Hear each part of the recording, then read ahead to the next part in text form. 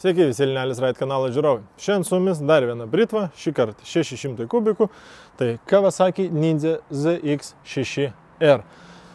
Tai yra vienas iš ilgiausiai gaminamų Kawasaki modelių, jam jau beveik 30 metų, prasidėjo šito modelio gamyba dar 1995 metais. Konkretus modelis yra 2019 metų.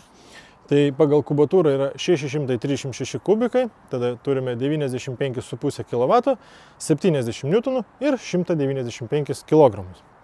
Kawasakis iš tikrųjų gamina pakankamai tokius agresyvius motociklus ir kaip ir galima matyti pagal išvaizdą, tai iš tikrųjų ir važiavimas su juo yra lygiai toks pats. Kadangi tai yra 600 kubikų, tai aišku yra važiavimas aukštesniais sūkiais, tai yra šiek tiek kitoks važiavimas negu su 1000 arba kitaip sakant litrų, bet man patinka tai, ką daro Kawasakis, man patinka tai, kaip jie važiuoja ir tikrai man patinka tai, kaip jie atrodo. Ar tai yra mano kažkoks, tai sakykime, ten pamatau ir alpstu, tai tikrai ne, mano nuomonė tikrai yra ir geresnių motociklų, kas liečia, sakykime, dizainą ir pačią važiavimo kokybę, bet tai tikrai yra ilgametis modelis ir jisai ne šiaip jo gamyba tęsiasi beveik 30 metų. Tai yra modeliai arba ZX6R, arba ZX10R. Yra ir kitokių žinoma, bet va šitie du yra tokie pagrindiniai, apie kuriuos visi žinom. Vienas iš tokių, sakykime, dalykų, tai Kawasaki spalva. Tai anksčiau jie būdavo tokie ryškiai žali, dabar va atsiranda visokiausių elementų, ten geltona, juoda ir pilka ir taip toliau. Tai jau dabar man tai atrodo tinkančiai. O prieš tai, sakykime, modelį, kaip, pavyzdžiui, visiškai žalias Kawasakis, man tai yra tiesiog baisu ir man tai nepatinka. Nors visi žinom, kad jeigu žalias, tai vadinasi Kawasaki. Konkrečiam modelį turim Akrapovičių, tai garsas iš tikrųjų jo pagerėja, nors nepasakyčiau, kad jisai pasidaro kažkoks labai triukšmingas, bet sėdam ant motociklo, važiuojam ir patys viską pamatysit. Taigi, aš ant motociklo. Čianai viskas gražu, tvarkinga, kaip ant tikrai sportinio motociklo. Man labai patinka tas analoginis tachometras. Taigi turim bėgių indikatorių, kurą, variklio temperatūra, range'as po to bus, tada greitis, ABS ir power.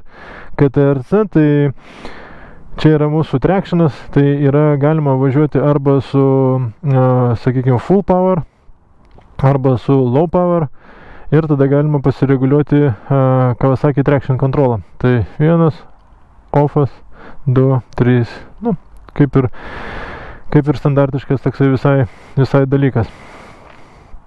Taigi mes važiuosim ant full power, tractionas bus 1 ir viskas šiandien pas mus labai gražiai ir aiškiai. Man labai patinka. Nu tai ką, važiuojam.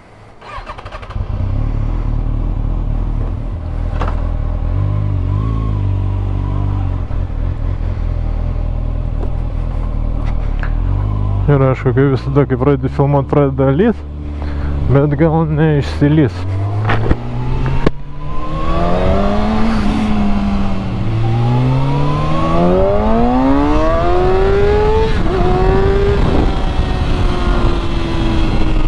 Taigi, mano toksai iš karto pastebėjimas, kad sėdėsena yra labai ne mano.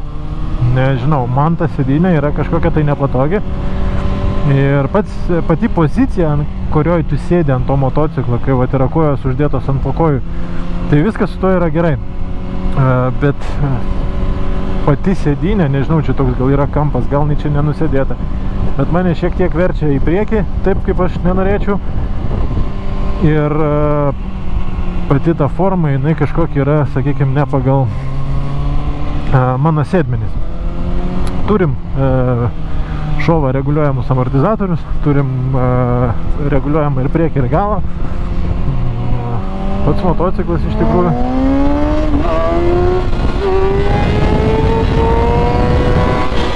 važiuoja tikrai įspūdingai ir toks pastebėjimas būtų, kad jisai neturi demperio, o čianai man jo iš tikrųjų labai trūksta ir tikrai jaučiasi ir nežinau, reikės pasiklausyti pas šeimininką, kaip jisai su juo važinėja, ar jam netrūksta, ar jam nesinori, nes tai yra toksai pakankamai svarbus dalykas, kuris jisai turi būti tokiuose motocikluose. Na, Kawasaki ant ZX10 ar, pavyzdžiui, turi. Ir čia toks statosi ant bako, o šitam modelį nėra. Bet nėra lygiai taip pat ir Kawasaki H2. Tai toksai sprendimas buvo gamintojo priimtas ir jie taip daro. Šiaip pats jo manevringumas tai iš tikrųjų yra labai fainas. Nu, jaučiasi, kad ta prasme motociklas provokuoja, motociklas chuliganiškas ir manau, kad su juo ramiai pavažiuoti nei norisi, nei reikia, nei galima. Tiesiog jį norisi sukti. Ir tas garsas provokuoja, ir pats tas jo važiavimas toks, pažiūrėkit, kaip smagu. Turim priekį stabdžius pakankamai jautrius, o galas manęs kažkaip tai visiškai nesužavėjo. Tai nežinau, čia galbūt mano toksai pastebėjimas, galbūt aš lyginu, galvoju su kažkokiais tai kitokiais motociklais, bet mano būtent toksai būtų feedbackas. Ir šiaip aš labai pasiilgau jau R1, tai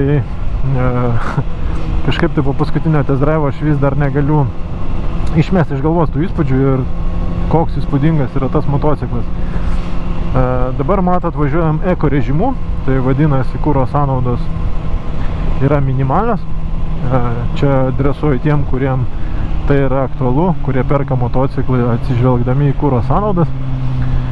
Turiuomenį tokį motociklą, aš suprantu, kad ten kažkas važiuoja į darbą, kažkas ten keliauja, kažkas dar kažką ir tie skaičiai galbūt kažkam yra aktualūs, bet čia aš būtent adresuoju į tuos vairuotojus, kurie važinėja su Britom dėl kuro sąnaudų. Tai va, matot, duodi gazą, eko nebelieka, atleidi gazą, eko režimas yra, o dar galima turbūt sujungti ir 6 bėgį ir tada iš vis čia bus ant oro mes važiuosim, va, visiškai. 4000 apsukų, motociklas vargsta, jam sunku, bet už tai ekonomiškai staupysim pinigėlių. Ne tas motociklas, su kuriuo taip reikia važinėti. Nežinau, man šiaip visai patinka tas prietaisų skydelis, jisai neapkrautas, jisai labai kažkaip smagiai žiūrisi, tos ir apsukos, ir greitis puikiai matosi, viskas to yra gerai. Dar toks pastebėjimas dėl Kawasakių, tai veidrodėliai. Nu, atrodo jie idiotiškai, nu, iš tikrųjų, nu, pasižiūrėkit, šiaip ant Britų tie veidrodėliai, jie pakankamai, nu, neadekvačiai atrodo, aš suprantu, čia yra saugumas, čia yra reikalavimai ir taip toliau. Bet kas čia? Nu, vat, kaip taip? Ta prasme, ER6, Ninzas, vat kas čia per veidrodėlis? Ant senos kažkaip tai normaliai žiūrisi, bet, nu, čiagi galima kažką tai sugalvot, kažką tai padaryti gražiau, nu, kaip taip, aš negaliu suprasti. Bet, nepaisant to, matomumas, nu, tikrai labai geras. Nu, tikrai daug matos per tuos veidrodėlius ir tikrai yra patogu, kai gali užmest akį tiesiog susiorientuoti situacijai. Tai vis tiek reikia visada pasižiūrėti, atsisukti ir orientuotis, kokia ta aplinka yra, kur tos mašinos, bet šiaip šitas veidrodėlis tokiam guideline'ui yra tikrai geras. Bakas 17 litrų, vėl grįžtam prie bako, 17 litrų. Nežinau, čia yra praktiškai visur toksai, sakykime, standartas, 17-19 litrų, tai čia jau apie tai, man atrodo, kalbėti irgi neverta. Kas dar čia iš tokių įdomesnių dalykų? Tai jo, tai turim tą power, tai yra power full ir power low. Tai reikia išsiaiškinti, ar jisai apskritai veikia. Gerai, važiuojam.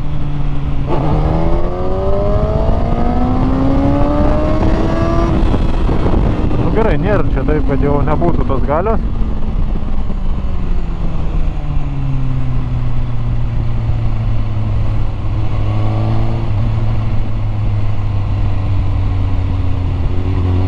Nu, tai kodėl jis nepersijungia?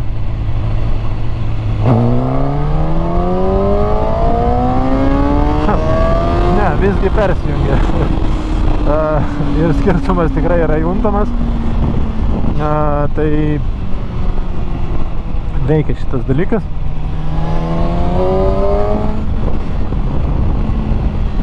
man atrodo, dar yra vienas toksai svarbus dalykas, kurį mums būtina prasitestuoti.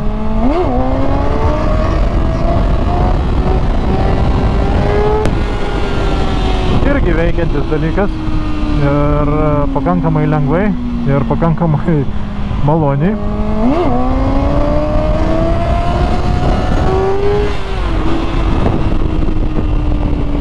Antrų bėgių, ramiai, nevargstant, viskas čiki, taip kaip priklauso. Nu žiūrėkit, pravažiavau šiek tiek ir man jau pradeda patikti. Kaip ir sakau, visada prie motociklo reikia šiek tiek apsiprast, jį pajaust, ką jisai gali, kaip jisai gali pajaust kažkokios, tai sakykime, savo tas visas emocijas, kai jos jau apsiramina, tada ir kitus dalykus pradedi pastebėti.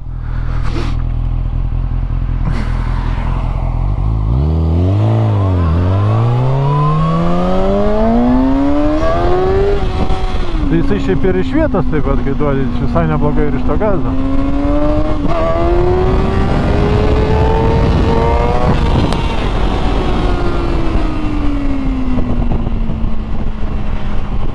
I like.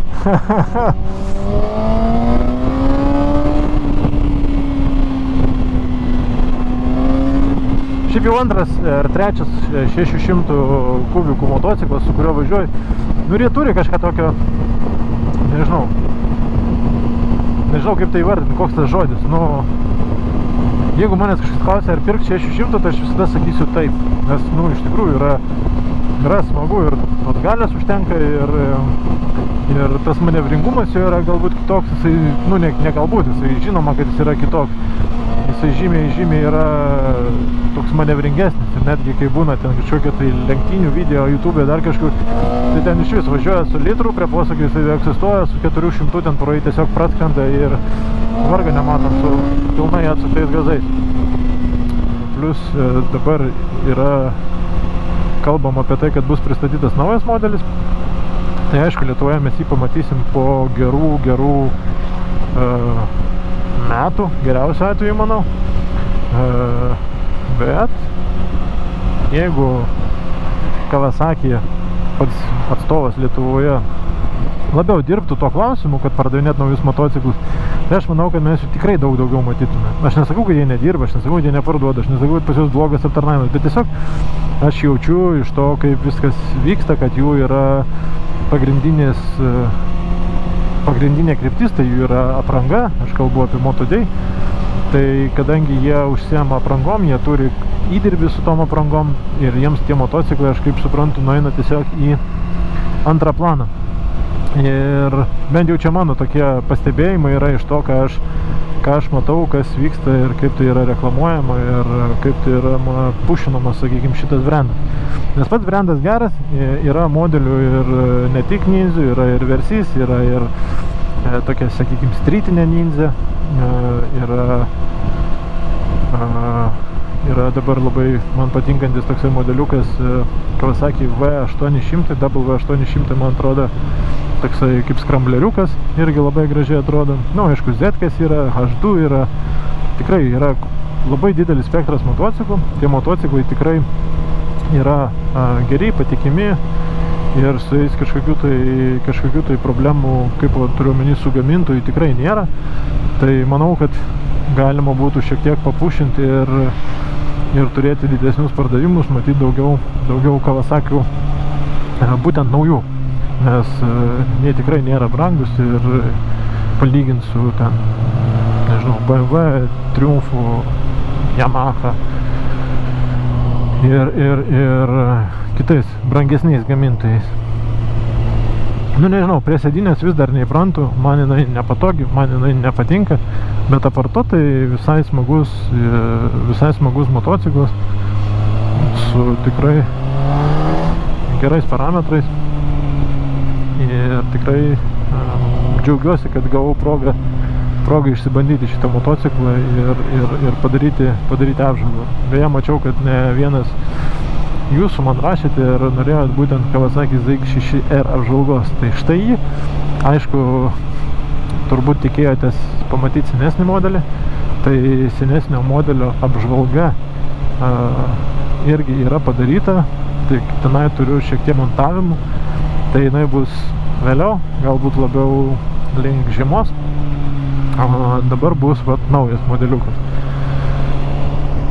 Nežinau net ką ir dar papasakot, kol kas man smagu, aš su juo važiuoju, vieninteliai tokie trūkumai, kuriuos aš pastebėjau, tai trūkumas, čia didžiulis trūkumas, tai demperis, antras tai nepatogi sėdynė, bet galbūt jinai nepatogi tik man, tai čia toksai, bet demperis jisai man, ne man, Petrui, Antanui ar dar kam, tai jis yra būtinas ir čia yra visiškai be jokių klausimų, nes dabar aš jaučiu, kad jisai toksai, sakykime, jis toksai gali būti kartais kai kuriuose situacijose prie didesnio greičio tikrai pavojingas.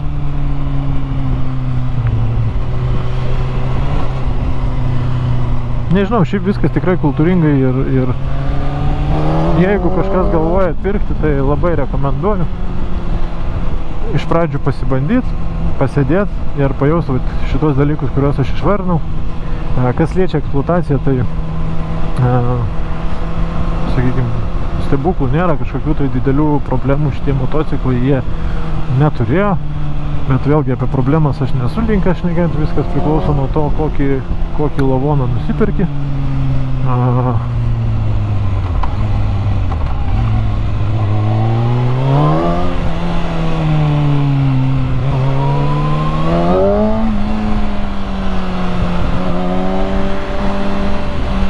Dar vienas toks dizaino dalykas, tai kad išmetimas yra perkeltas į šoną, nes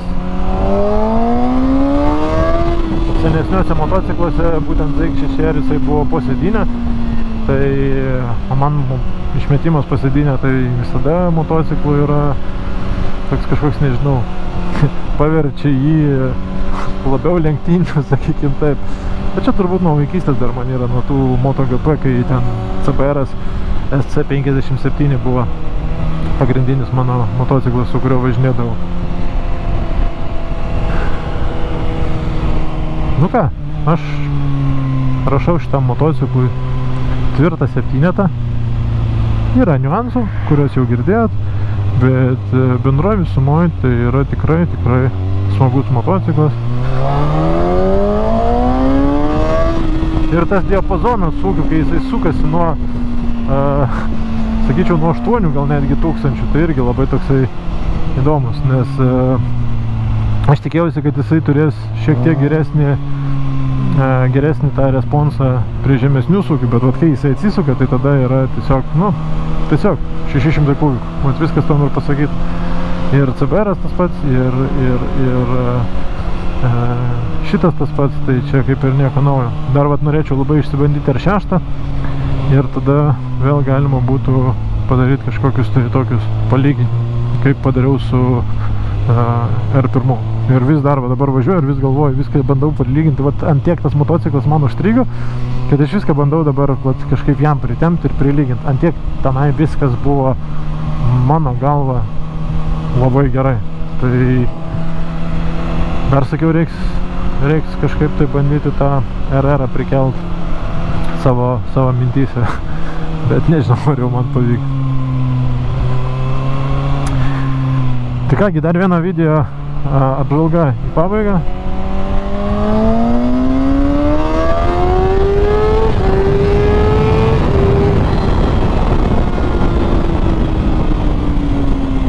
Ir noriu visiems padėkoti, kad žiūrit. Noriu pasidžiaugti, kad žiūrit, kanalas didėja, sekėjų daugėja, žinučių daugėja. Taigi, ačiū visiems ir gražaus jums vakaro, gražios dienos. Pasimatysime kitose video. Iki.